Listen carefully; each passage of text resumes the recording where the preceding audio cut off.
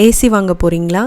அப்போ இந்த வீடியோ பாருங்கள், உங்களுக்கு எந்த ஏசி வாங்குறதுன்னு ஒரு ஐடியா கிடைக்கும். நாங்களும் இப்போ ஒரு 2 வீக்ஸ் முன்னாடி தாங்க இந்த ஏசி வாங்கினோம். உங்களை மாதிரியே எங்களுக்கும் ரொம்ப குழப்பமாக தான் இருந்துச்சு, என்ன ஏசி வாங்கிறது அப்படின்ட்டு.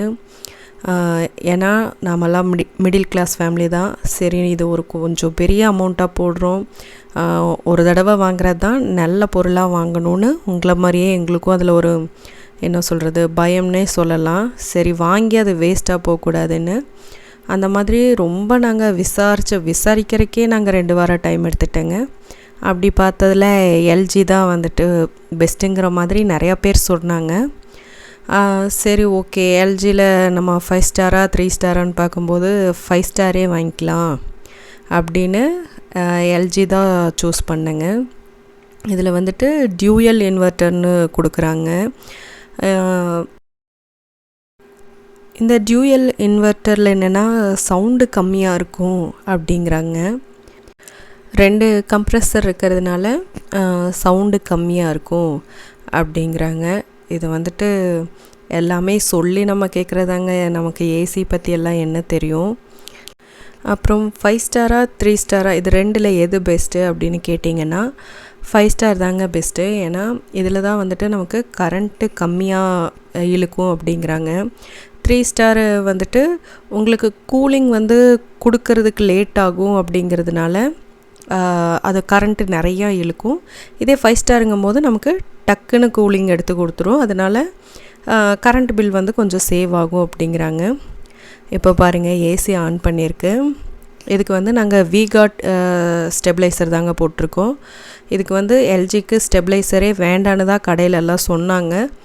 இருந்தாலும் நம்ம ஒரு 50,000 போட்டு ஒரு இது பண்ணுறோம், அதனால் சரி இது வச்சுக்கிறது சேஃப்டி அப்படின்னும் சொன்னாங்க. அதனால் விகாட்டில் வாங்கியிருக்கேங்க. இப்போ பாருங்கள், ஏசி ஆன் பண்ணிட்டோம். நாங்கள் மேக்ஸிமம் வைக்கிறதே வந்துட்டு 26ல் தாங்க வைக்கிறோம்.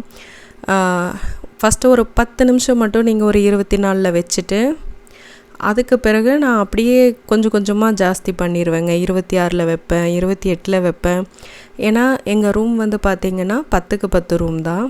அதில் வந்துட்டு ஒரு 15 நிமிஷம் நீங்கள் 24ல் வச்சு விட்டுருந்தாலே ஃபுல்லாக கூலிங் வந்துக்கும். அதுக்கப்புறம் நீங்கள் 26ல் 27ன்னு அப்படியே எச்சு பண்ணிக்கலாம். அதுவே உங்களுக்கு விடிய வரைக்கும் நல்லாயிருக்கும், மைல்டாக. இல்லை ரொம்ப குளிர் அடிக்கிற மாதிரி வேணும்னு நினச்சிங்கன்னா கம்மி பண்ணிகிட்டே வாங்க, 23 22ன்னு. ஆனால் நீங்கள் மேக்ஸிமம் 24லேருந்து 30 வரைக்கும் வச்சுட்டிங்கன்னா உங்களுக்கு கரண்ட் பில் வந்து ரொம்ப நார்மலாக வருங்கிறாங்க.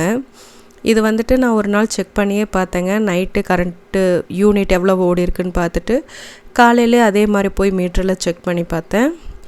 3.5 யூனிட்டுன்னு வைங்களேன். ஒரு நைட்டுக்கு 24ல் வச்சு ஓட்டுனா 3.5 யூனிட்டு ஒரு நைட்டுக்கு இழுக்குதுங்க. இதை நான் செக் பண்ணியே பார்த்துட்டேன். இதே நம்ம இன்னும் கம்மியாக வச்சுட்டு வர 20 18 அப்படி வச்சுட்டு வர உங்களுக்கு கூலிங் ஜாஸ்தியாக கொடுக்கும், அந்தளவுக்கு கரண்ட்டு பில்லும் வரும். இப்படி வச்சுட்டா நம்ம அப்படியே எப்போவுமே மைல்டாக யூஸ் பண்ணிட்டே இருக்கலாங்க. இப்போ பாருங்கள், இதில் ரிமோட்டில் நிறைய ஆப்ஷன்ஸ் எல்லாம் கொடுத்துருக்காங்க. எதுக்குன்னே தனியாக வீடியோ போடணும். என்னென்னு தெரிலங்க, ஏசி ஓடுறதுனாலே என்னென்னு தெரில, கேமரா அப்பப்போ பிளர் ஆகுது. கேமரா குவாலிட்டியை கொஞ்சம் கண்டுக்காதீங்க. எந்த வருஷமும் இல்லாமல் இந்த வருஷம்தான் அதிகமாக ஏசி சேல் ஆகிருக்குன்னு சொல்கிறாங்க. ஏன்னா அந்தளவுக்கு நமக்கு வெயில் கொளுத்தி எடுக்குது இல்லைங்க. நீங்கள் எந்த கடையில் போய் நாங்கள் கேட்டுட்டேங்க, விசாரித்த கடையில் எல்லாமே வந்துட்டு ஏசி ஸ்டாக் கிடையாதுங்க, இப்போ ஸ்டாக் இல்லை, ஒரு 4 நாள் கழிச்சு வாங்க, 5 நாள் கழிச்சு வாங்க, இப்போ ஆர்டர் பண்ணிவிட்டு போங்க, ஸ்டாக் வந்ததும் கால் பண்ணுறோம், அதுக்கப்புறம் நீங்கள் வாங்க அப்படிங்கிற மாதிரி தான் சொல்கிறாங்களே தவிர எந்த கடையிலையும் ஏசி ஸ்டாக் கிடையாதுங்க. நாங்களே ஒரு 4-5 கடை ஏறி இறங்கிட்டு அதுக்கப்புறம் ஒரு கடையில் போயிருந்தப்போ தான் ஓகே ஸ்டாக் இருக்குன்னாங்க. அதுக்கப்புறம் எல்லா கடையிலையுமே ரேட்டெல்லாம் விசாரித்து பார்த்தேங்க. எல்லாருமே எக்கச்சக்கமாக தான் சொல்கிறாங்க. இப்போ நாங்கள் விசாரித்த கடையிலேருந்து பார்த்துட்டிங்கன்னா இப்போ வாங்கினது கொஞ்சம் கம்மியாக தான் கேட்டு வாங்கியிருக்கோம். இந்த ரேட்டு கரெக்டு தானா, இல்லை இதை விட கம்மியாக இருக்குமா இல்லை எச்சா இருக்குமான்னு தெரியலங்க. நாங்கள் விசாரித்ததில் இது கம்மியான ரேட்டாக இருந்தது. பாருங்கள், இன்வெர்ட்டர் இப்படி தான் இருந்தது. இது ஓப்பன் பண்ணும்போது எடுத்த வீடியோ, அதையும் இது கூட ஜாயின் பண்ணியிருக்கேன்.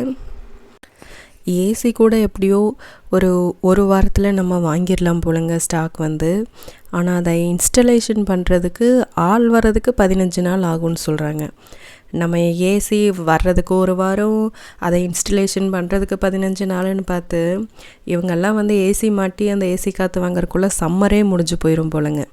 அதனால் எப்போவுமே சம்மர் வர்றதுக்கு முன்னாடியே ஏசி வாங்குகிற ஐடியா இருந்தால் வாங்கிடுங்க.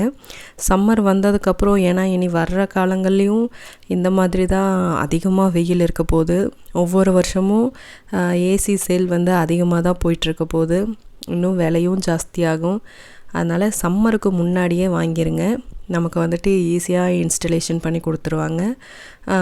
ஓவராக நமக்கு கெத்து காட்ட மாட்டாங்க. இல்லைன்னா எந்த கடையில் போனாலும் நம்மளை மதித்து கூட காட்ட மாட்டேங்கிறாங்க ஏசினா. ஏன்னா அந்தளவுக்கு சேல் ஆகிட்டுருக்கு. அவங்க யாரையும் நின்று பேசி கன்வின்ஸ் பண்ணி வாங்க வைக்கணுங்கிற இதே கிடையாது இல்லைங்க. அதனால் ரொம்ப தெனாவட்டாக பேசுகிற மாதிரி தான் பேசுகிறாங்க. ஆனால் நாங்கள் ஏசி வாங்கின நேரமும் என்னவோங்க, இப்போ தான் அதாவது 15 நாளைக்கு முன்னாடி தான் ஏசி வாங்கியிருப்போம். இந்த மாவு விற்க போனால் காற்றடிக்கும், உப்பு விற்க போனால் மழை அடிக்குங்கிற மாதிரி நம்ம போகிறதுக்கு முன்னாடியே நம்ம நேரம் முன்னாடி போய் நின்றுக்குது நமக்கு முன்னே. இப்போ ஏசி வாங்கி ஒரு 10 நாள் கூட யூஸ் பண்ணலைங்க, மழை வந்துட்டுருக்கு, கூலிங் கிளைமேட்டாக இருக்குது. ஒரு மனுஷன் இவ்வளோ அமௌண்ட்டு போட்டு வாங்கி அதை மனசார கூட யூஸ் பண்ண முடியல. யூஸ் பண்ணுறதை விட இப்போது இவ்வளோ காசு போட்டு இதை வாங்கி நம்ம சும்மா வச்சுருக்கோமேனா அதுவே ஒரு அங்கலாப்பாக இருக்குங்க. சரி பரவாயில்லைங்க, எப்படியோ நான் இது அடுத்த வருஷத்துக்கெல்லாம் யூஸ் ஆகும். இது ஒன்றும் கெட்டு போகிற பொருள் கிடையாது. அதனால் அடுத்த வருஷத்துக்கு யூஸ் ஆகும். இந்த வருஷமே நம்ம வாங்கி ப்ரிப்பேராக வச்சுட்டோன்னு நினச்சிக்க வேண்டியதாங்க. இதோட பில்லை அட்டாச் பண்ணியிருக்கேன் பாருங்கள். இது வந்துட்டு 45,800. இது தாங்க இந்த ஏசியோட விலை. 45,800 ரூபா. இது போக இன்ஸ்டலேஷன் பண்ண வர்றவங்களுக்கு 1,500 ரூபாங்க. இதில் நம்ம வீட்டில் அந்த ஹோல்ஸ் ஏதாவது போடுற மாதிரி இருக்குது, அவங்க ட்ரில்லிங் மிஷின் வச்சு போடுறாங்கன்னா அதுக்கு தனியாக 350 ரூபா ஃபீஸ் கேட்குறாங்க. இந்த மாதிரி எல்லாம் பண்ணுறதுக்கு கடைசியில் ஸ்டெபிளைசர் அது இதுன்னு 50,000 ஆயிடுச்சுங்க.